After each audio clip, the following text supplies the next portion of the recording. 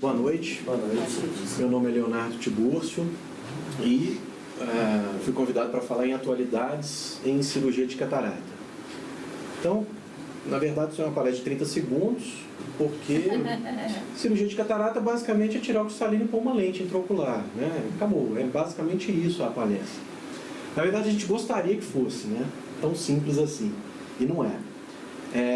A cirurgia de catarata, ela em tese, antigamente, vamos falar um pouquinho de como era, antigamente era até relativamente simples realmente, né? Quando se tinha uma catarata hipermadura, esperava-se naquela época, isso antes da Segunda Guerra Mundial, na verdade, no início do século passado, o coaching, eles faziam a lise do corpo ciliar e jogava o cristalino lá para trás, né? Geralmente deixava ele pendurado, na verdade, por uma parte do corpo ciliar e pronto, era isso a cirurgia. Não tinha lente, não tinha nenhuma dessas ferramentas que nós temos hoje para correção visual.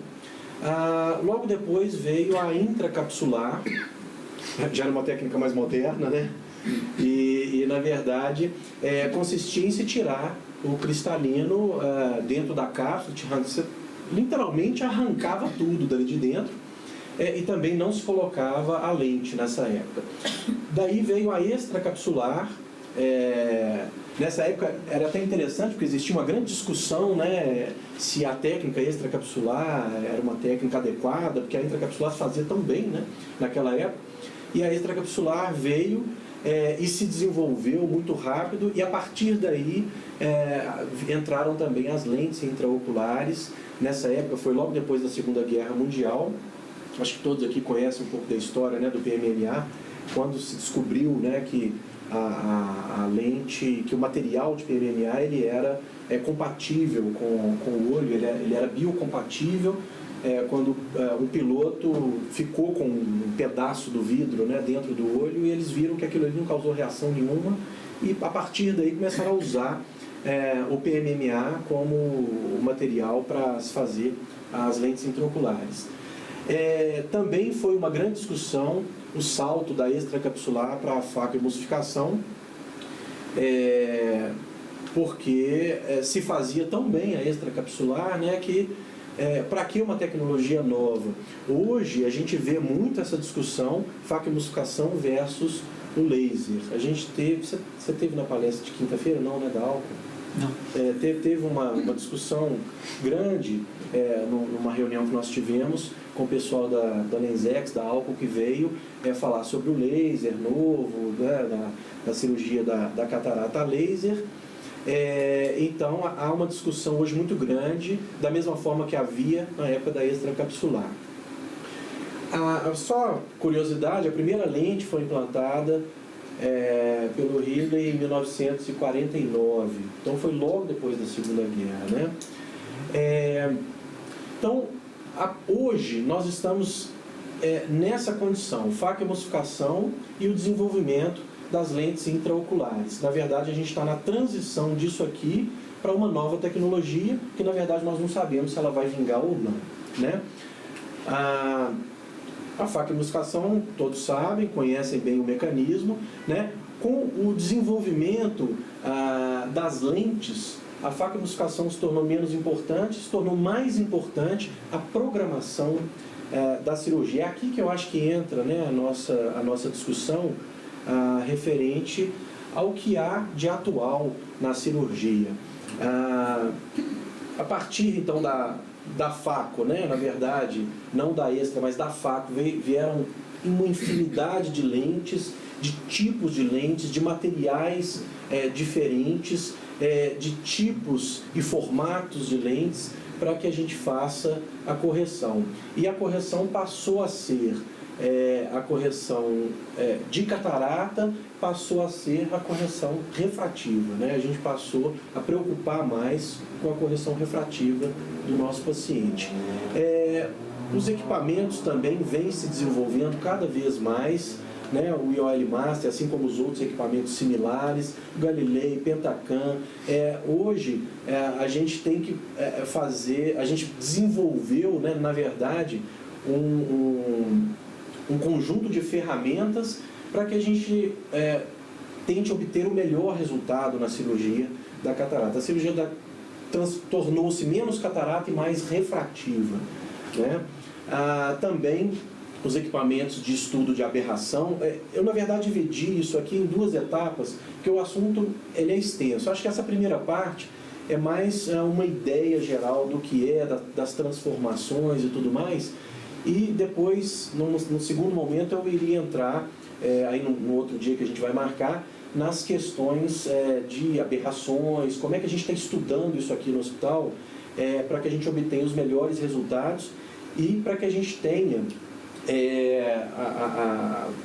a indicação da melhor lente para o nosso paciente, né? A programação cirúrgica hoje como eu disse, né, a facoemulsificação, seja faco, seja laser, seja o formato que for, o ato cirúrgico, o que vale hoje é a programação cirúrgica. Eu acho que hoje a cirurgia da catarata ela está muito próxima da cirurgia refrativa. A cirurgia refrativa, tecnicamente, ela é fácil. Para quem é cirurgião, eu poderia até falar que é uma cirurgia ridícula de se fazer, para a gente que é cirurgião. A curva de aprendizado fácil, rápido, mas o que é mais importante numa cirurgia refrativa, eu estou falando do LASIK ou do PRK, é você fazer uma boa programação cirúrgica e uma boa indicação, né? Ela se tornou mais indicação do que uma cirurgia pura e simples. E a programação cirúrgica ela passou a ser extensa, ela é multifatorial, não é só você levar o paciente à lâmpada de fenda, está com catarata, levou ao ecobiômetro, mediu a lente e vamos no bloco cirúrgico operar. Não é mais isso, né? A cirurgia de catarata também ela passou de uma cirurgia pura e simples e depois uma prescrição de óculos para uma exigência maior. O nosso paciente hoje não quer mais fazer a cirurgia da catarata e posteriormente usar o óculos. Ele já entende que a cirurgia da catarata é uma cirurgia refrativa também. Então essa questão de catarata mais prescrição de óculos, isso aqui é muito questionável hoje no consultório. O paciente ele nos obriga a um resultado, um bom resultado, até mesmo porque ele vai investir numa boa lente, principalmente quando a gente indica a lente adequada e ele realmente investe, ele vai te exigir isso, né? Então isso já é passado, né? A gente tem que preocupar muito com isso aqui como resultado.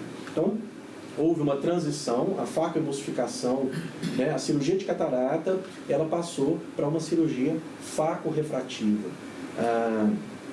A programação cirúrgica hoje, a gente começa avaliando idade do paciente, né?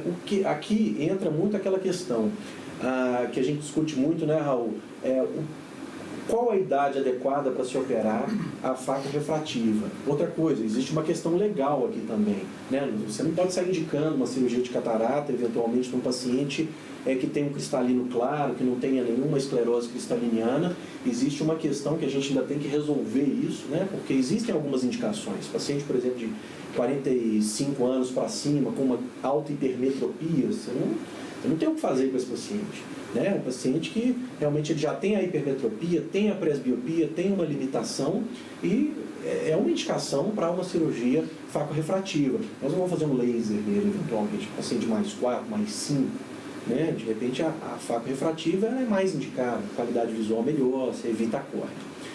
A atividade profissional do paciente, quer dizer, você não vai escolher ali, eventualmente, mesmo que o paciente possa, pelas características clínicas, uma lente multifocal para todo mundo, né? Você tem que avaliar a atividade profissional. O que esse paciente faz? Né? Qual a atividade do dia a dia dele?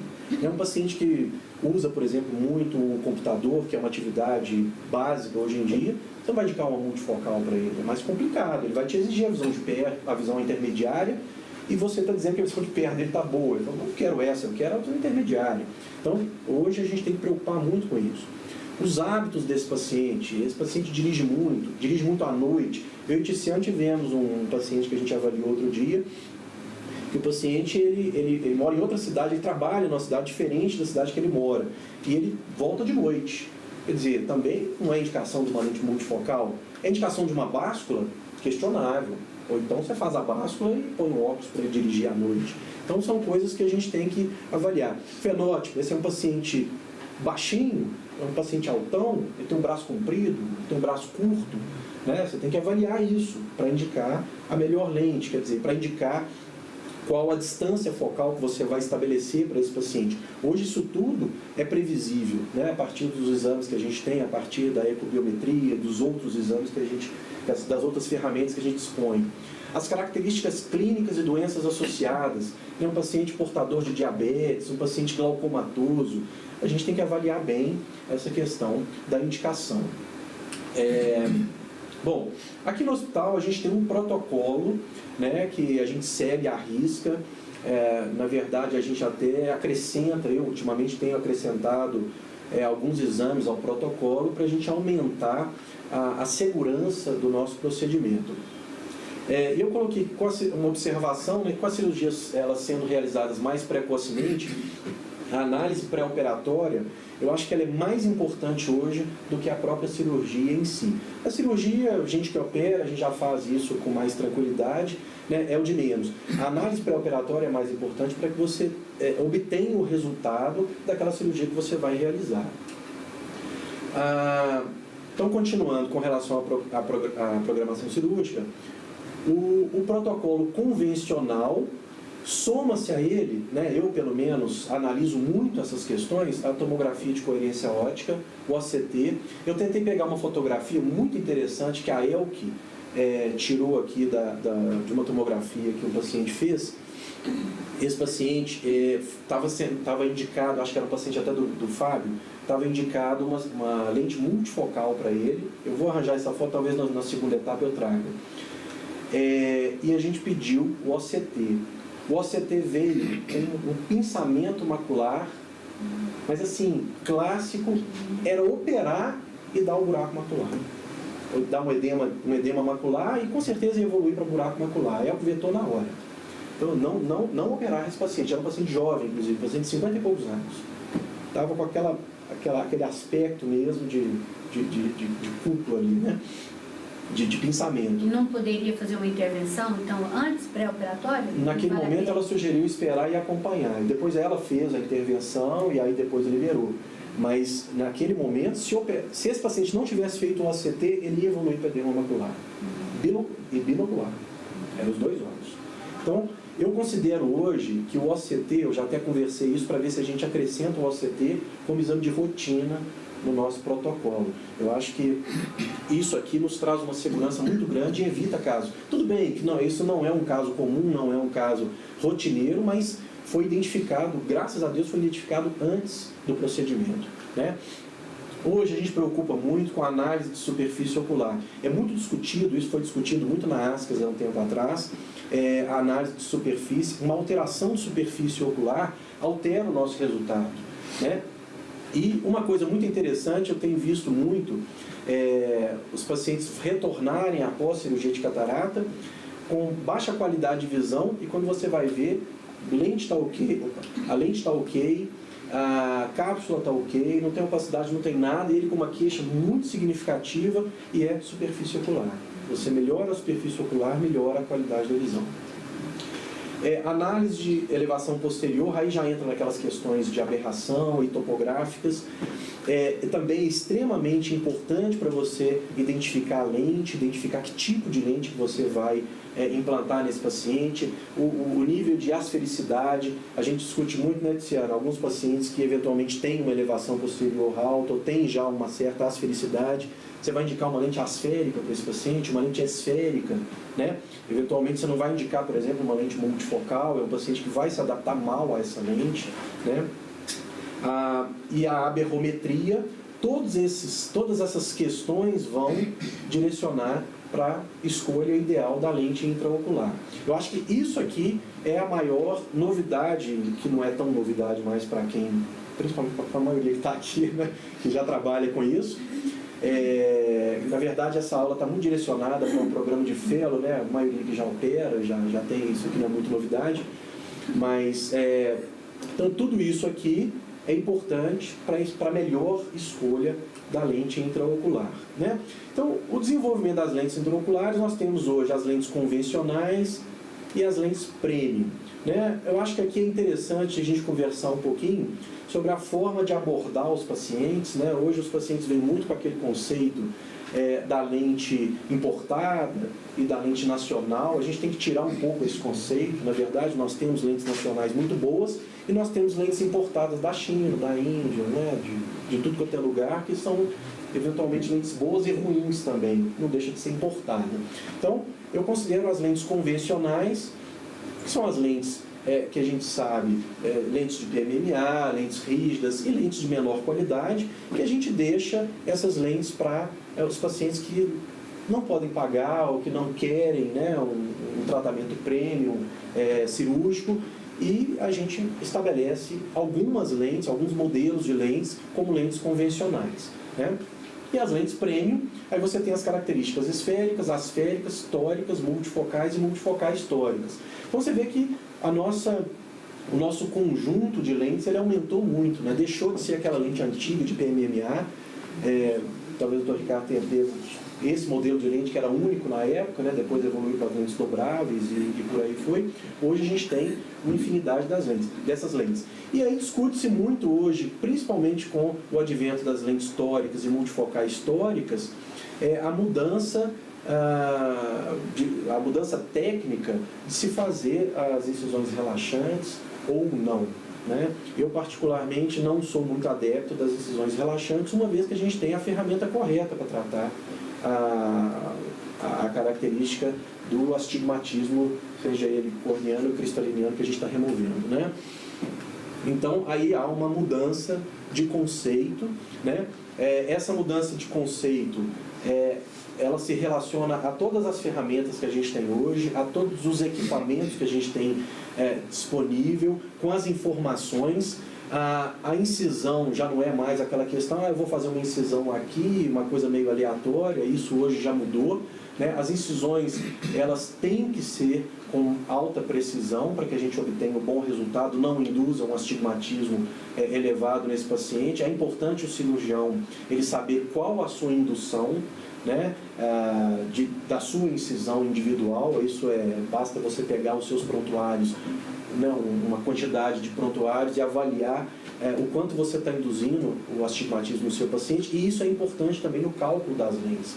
Das lentes tóricas, por exemplo, eles pedem qual que é a sua indução, aonde que você vai entrar, se você vai fazer uma incisão superior, uma incisão temporal e por aí vai. Hoje, a gente tem que preocupar com a marcação corneana, né? Nós compramos um microscópio aqui para o hospital, que dentro em breve nós vamos ter essa marcação corneana já projetada na córnea. A gente está com o Lumera aqui, e hoje os equipamentos já nos dão isso aqui. Você já tem um equipamento no ambulatório que faz a marcação via íris e via vasos da periferia, e quando isso já é mandado para o equipamento lá embaixo, o equipamento já identifica essas marcações e já coloca, considerando a ciclotorção, já coloca o marcador na córnea para que você faça a incisão, para que você coloque a lente tórica na posição adequada.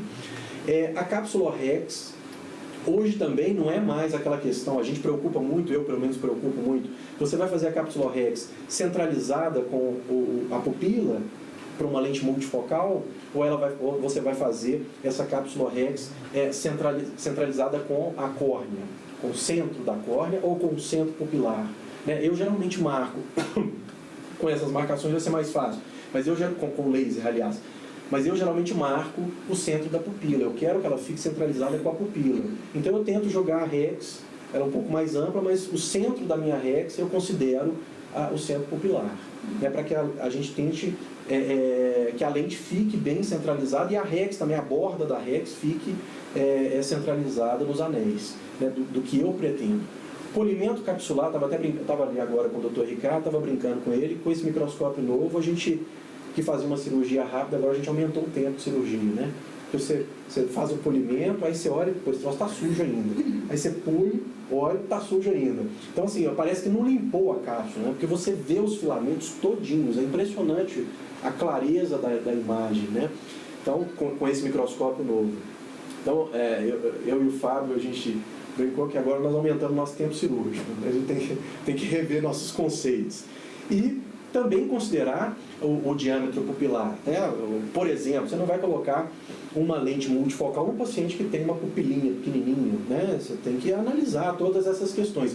Então você vê que a cirurgia de catarata não é tão simples, não é só trocar o cristalino e colocar uma lente intraocular lá dentro e vamos ver o que vai dar, né? Existe todo um processo que a gente tem que avaliar antes de se fazer o procedimento, para que você obtenha os resultados que a gente obtém, né?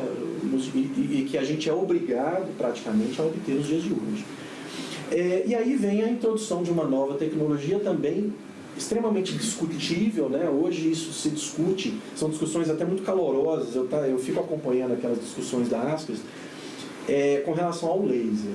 O laser veio para ficar, acho que sim, mas eu acho que o laser veio para ficar para a córnea, não para a cirurgia de catarata. Esse é o meu conceito ainda. Vamos ver se alguém vai mudar esse conceito, né, que eu tenho. Por quê? O laser, ele é faco dependente. Você faz o laser, mas você precisa entrar com o faco depois para poder fazer a aspiração, fazer a aspiração dos fragmentos, eventualmente até a emulsificação de alguns fragmentos que são mais duros. Catarata muito duro, o laser não faz, ele não quebra aquilo com facilidade. Você vai ter que entrar, vai ter que fazer um choque. Então, discute-se isso. Eu acho que o laser, eu opero com laser, eu opero lá no Paulo Ferrara com laser, mas para córnea. Transplante, anel, é simplesmente sensacional, né? O anel pós-transplante, né? Você não vai, eventualmente hoje, a gente até estava conversando isso outro dia, né, Evandro? Fazer um anel pós-transplante como tunelizador. Eu acho isso até um risco hoje, né? Então aí o laser, eu acho que ele é válido para a córnea. Eu ainda discuto essa questão do laser para o cristalino e para a cirurgia de catarata. É claro que o laser ele vai trazer uma maior precisão, como eu disse, na córnea, das incisões, da localização da incisão, do tamanho. Ele é reprodutível nesse aspecto, né? A gente, para fazer a incisão com bisturi, ela não é igual, uma incisão não é igual à outra, apesar de que a gente pode usar os marcadores que servem para isso, para que você tente fazer uma incisão reprodutível, mas ela é variável, né? Muitas vezes você faz uma incisão um pouco maior, um pouco menor, mais profunda, menos profunda, e o laser ele traz essa reprodutibilidade. Cápsula Rex também acho discutível ainda o laser. Pode ser que ele melhore bastante, mas eu já vi muita cápsula correndo e cristalino luxado para o polo posterior com laser. Né? Outro dia, essa mesma discussão lá na quinta-feira, com relação, por exemplo, à catarata branca. Né? O Marcelo estava defendendo o laser. Não, porque catarata branca eu considero o laser como a melhor opção, porque a catarata, ela tá, né, o cristalino ali está sob pressão, você vai fazer a despressurização, o laser ele faz o corte ali com mais precisão, mas corre também. Aí a pergunta que a gente fez para ele foi essa: tá, de cada quantas cataratas você eventualmente tem uma cápsula que correu? Eu de 4 cataratas que eu fiz branca, uma correu. Eu falei, o meu também, manual, não preciso do laser então para isso. Né? Você vai entrar, vai aspirar e eventualmente vai dar a bandeira argentina, mas então é discutível, né? Eu acho que o laser ele é para a córnea, ele vai ser muito bem-vindo para a córnea. Então, com a introdução dessa nova tecnologia que eles estão fazendo uma propaganda danada, eu ainda considero, porque ele é laser mais faco emulsificação. O faco não foi abandonado no laser. Né? Quando o paciente vem me perguntar com relação a essa nova tecnologia, aí o laser, né? A catarata laser, eu falei, não, a catarata não é feita a laser, a catarata é feita no modelo que a gente faz hoje. Ela faca emulsificação. O laser é para fazer as incisões. Mas coisa que a gente já faz muito bem. E o Tiziano me colocou uma coisa que eu achei interessante. Né? O que você falou comigo hoje? Hoje não, ontem, a gente discutindo com relação ao laser. Né? Ele falou que ele conversa com o paciente, ele tem uma clínica lá na Argentina, que ele conversa com o paciente, ele vira para o paciente e fala, a tecnologia, deixa que eu preocupo com ela.